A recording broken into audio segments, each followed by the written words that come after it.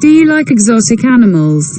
What's it like to share your breakfast with a playful elephant called Jokia?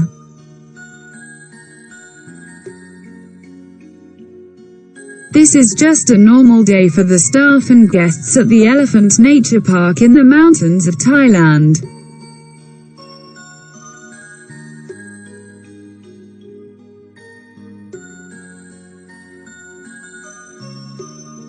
The Elephant Nature Park is on a very large estate, so all the elephants are free to walk around and play with each other and eat and swim in the river.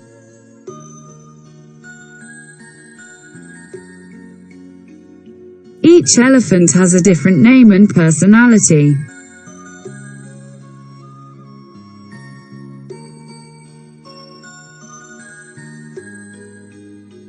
The Elephant Nature Park is a conservation project. There are only thousands of elephants left in Thailand.